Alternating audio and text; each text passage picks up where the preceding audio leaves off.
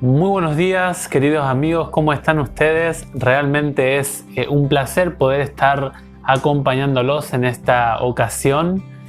Hoy nos toca el libro de Isaías, el capítulo número 10, y vamos a dar inicio al programita con una oración para pedirle ayuda a Dios en este momento. Querido Padre que estás en el cielo, gracias Señor por regalarnos la linda oportunidad de empezar una nueva semana. Queremos agradecerte porque podemos hacerlo por medio de tu palabra, con nuestros amigos y hermanos a la distancia. Y queremos orar por cada uno de ellos para que los bendigas en cada una de sus vidas personales. Y te pedimos por favor, oh Dios, que nos acompañes ahora en la lectura del capítulo de hoy. Solicitamos esto confiando en el nombre de Jesús. Amén. Muy bien, hoy vamos a estudiar, como dijimos, el capítulo número 10 y lo vamos a hacer de esta manera. El capítulo tiene 4 partes. Podemos dar un título, si les parece, al tema de hoy y podríamos titularlo Mensaje a un rey orgulloso. Así como el capítulo 7 fue para el rey Acaz, el capítulo número 10 va para el rey de Asiria o la potencia de Asiria. Noten ustedes que en este capítulo vamos a tener del 1 al 4 en sí. La profecía del capítulo 7, 8 y 9 se extiende hasta el capítulo 10, 4. Y luego del versículo 5 al versículo 34 va hasta esta porción del capítulo número 10. Noten ustedes que en los versículos 1 al 4 todavía se habla acerca de los ayes de aquellos líderes, aquellos jueces que estaban haciendo o administrando justicia de manera incorrecta en el pueblo de Israel. Del 5 al 19 se habla de que Dios va a tomar una actitud activa en cuanto a la ejecución de la nación impía de Asiria por la actitud arrogante que tiene esta nación. En los versículos 20 al 23 nuevamente vuelve a hablar Isaías del remanente futuro y remata con los versículos 24 al 34 con el Dios de los cielos que muestra su amor, que muestra su afecto, su misericordia para su pueblo y el plan futuro que tiene para él.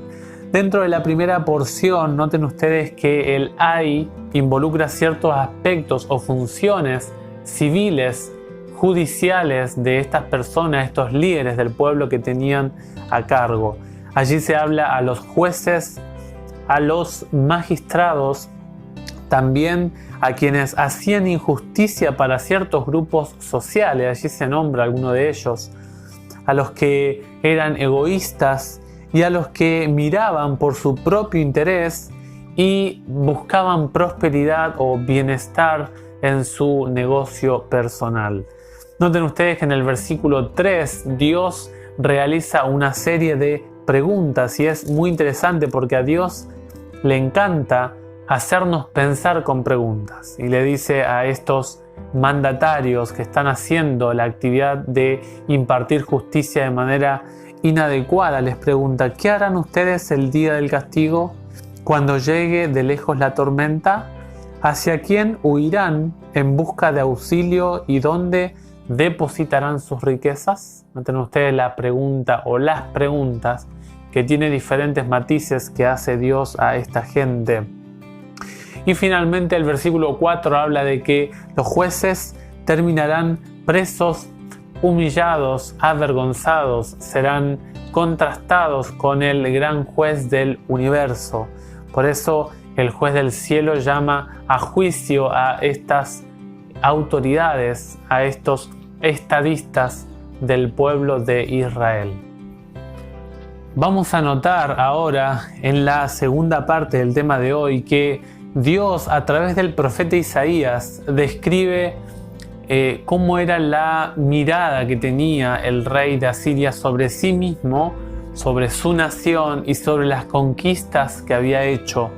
En los versículos 8 al 11 y el verso 13 y el verso 14 describe cómo se veía el rey de Asiria. Noten ustedes que él decía en el versículo 8, todos los que trabajan para mí son gente de poder. Comparaba a todos sus jefes, sus mandatarios, con personas de alta alcurnia. Luego habla en el versículo 9 que hace un listado de todas las naciones que le pagaban tributo o que le rendían la administración económica de su gobierno al rey de Asiria. En el versículo 10 habla de la arrogancia espiritual. Noten ustedes que habla de ídolos y llama a el Dios con mayúscula, el Dios de Israel y Judá, un Dios con minúscula. Hace como una deidad, un ídolo o una autoridad idolátrica al Dios del cielo y la tierra. Y es interesante porque antiguamente se medía por así decir, el ranking del lugar, de las potencias, de las naciones, el Dios que tenía esa nación. Por lo tanto, si Israel era conquistada por Asiria o Judá era conquistada por Asiria, el Dios de Judá era más pequeño o menos poderoso que el rey de Asiria. En el versículo 11 criticó al Dios de Samaria y también lo puso en duda al de Jerusalén. Dice, así como cayó Samaria, como cayó el Israel del norte, su Dios es tan pequeño, ahora también el Dios de Jerusalén va a ser derrocado por mis dioses.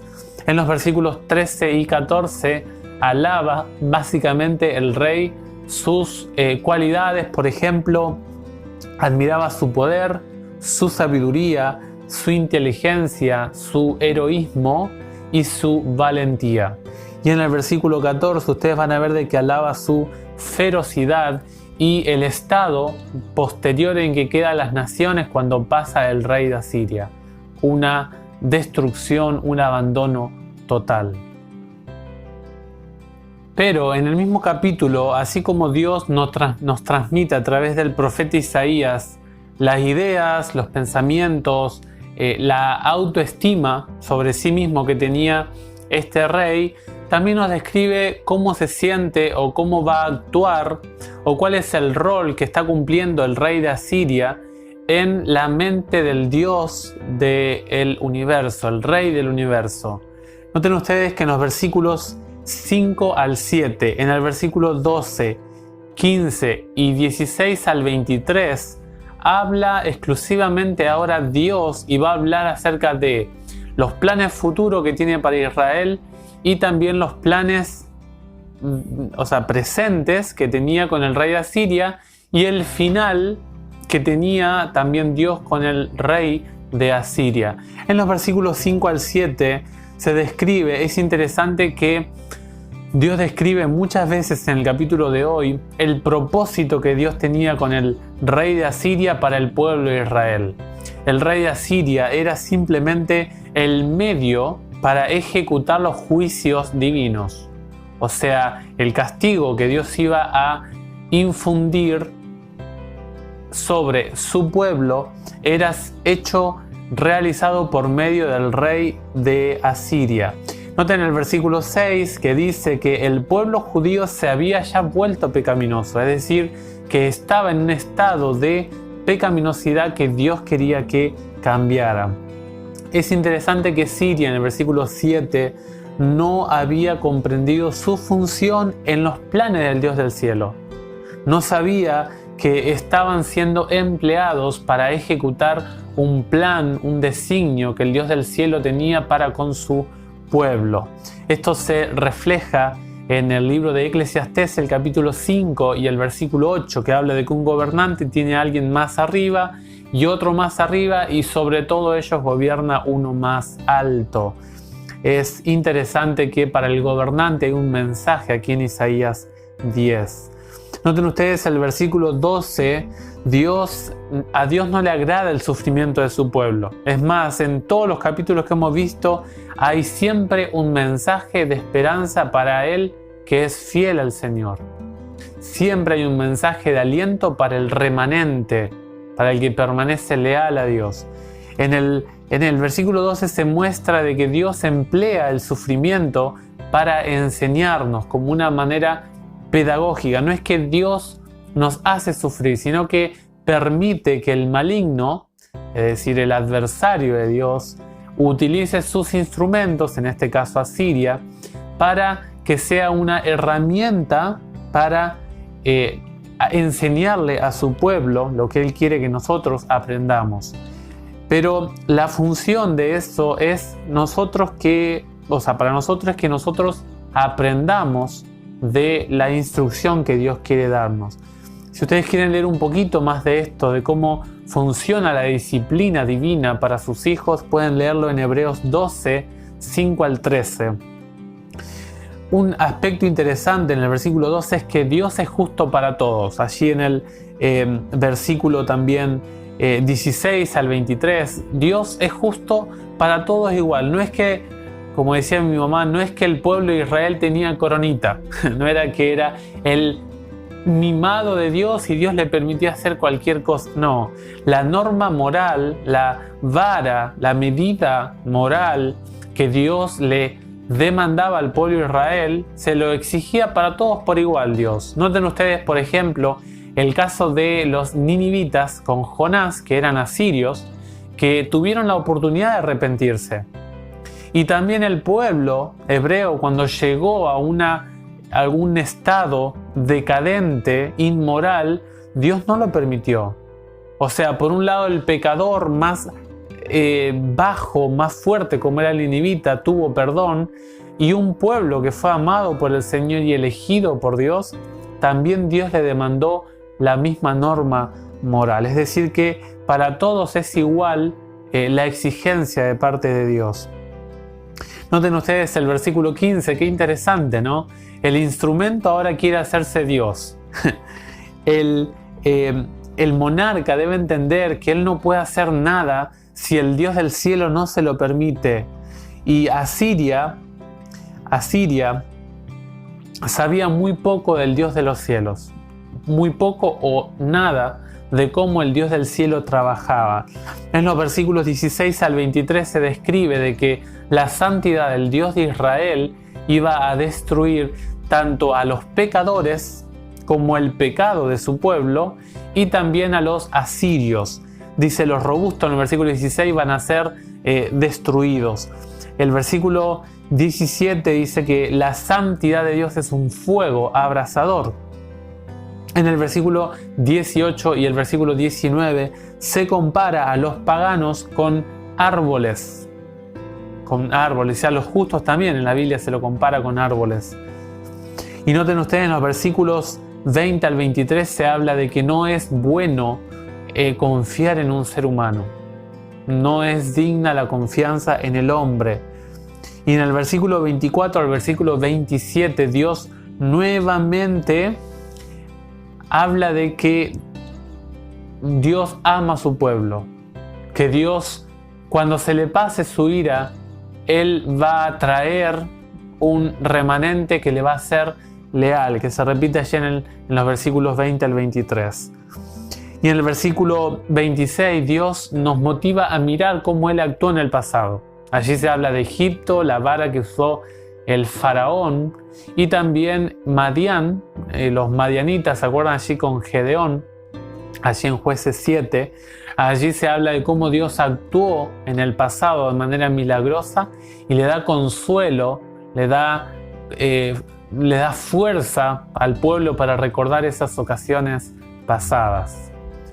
Muy bien, y en los versículos 28 al 32 se habla exclusivamente de, ustedes van a ver de que, bueno, algunos hablan de manera poética que el profeta Isaías nos cuenta, porque bueno, si uno ve cómo llegó a Siria al pueblo de Judá es un tanto diferente a la descripción que se hace acá y además el camino geográfico es un poco distinto. Pero de manera poética se describe al invasor cómo causaba miedo en los diferentes territorios a los cuales llegaba. Y es interesante que en el versículo, que es el punto central de esta porción, 32, se habla de cuando llegue a la tierra de Dios. Van a ver ustedes que también causa el temor al pueblo de Israel, o Judá en este caso. Tenemos que concluir el capítulo de hoy con algunas enseñanzas puntuales. El orgullo de Asiria, el orgullo que tuvo Asiria, quizás se nos pasó un poquito a nosotros. Quizás hay ocasiones que nos olvidamos de quién nos regala lo que tenemos, de cómo conseguimos lo que conseguimos. Allí en Deuteronomio 8:18, Dios le dice al pueblo que no diga que su propia fuerza, su propia capacidad le dio lo que tiene, sino que es Dios el que me da las fuerzas para lograrlo. A su vez, quizá la vida o Dios nos deba enseñar a ser humildes. Ojalá que no, pero a veces las circunstancias de la vida, pasar por una crisis, o tal vez Dios de manera clara llega a mi vida para enseñarme. Quizá tengo un orgullo petulante y me llega una terrible enfermedad y me enseña allí postrado tristemente, me enseña a comprender lo que realmente soy, o quizá la pérdida de algún ser querido me hace reaccionar, etc. Cualquier forma triste que se nos llegue a nuestra vida puede enseñarnos humildad. Tristemente el reino asirio no lo comprendió, sino que fue arrogante. También debemos recordar que Dios es quien gobierna el mundo. Querido amigo, a veces esto a mí me preocupa un poco, a veces lo que se dice en la parte política, ¿no? Hoy en día que se habla mucho de la economía. Saben, el entender esto, que Dios habla de cómo maneja, cómo conoce a cada nación, a cada reino, a cada imperio, a mí me da confianza en el sentido de que Dios es el que tiene el control. Y esto es muy importante a la hora de sentir preocupación y angustia. El Señor es el que maneja la historia de nuestro mundo. Y finalmente, nuevamente lo repetimos, el plan de Dios para el tiempo del fin tendrá éxito. Dios no ha fracasado en su plan para la humanidad. La humanidad que quiera, o el ser humano que quiera ser parte del proyecto de Dios, puede hacerlo. Ojalá que estemos dentro de los planes del Dios de los cielos. Desde el canal Enseñanza Bíblica, mi nombre es Ezequiel Pérez. Les mandamos un fuerte abrazo. Les digo les mandamos porque hay un equipo que trabajamos, no soy el único. Y les mandamos un saludo a cada uno de ustedes, deseándoles un feliz lunes, que tengan muy buenos días, que el Señor les bendiga y que pasen muy bien hoy. Fuerte abrazo a la distancia y nos vemos en la próxima si el Señor lo permite.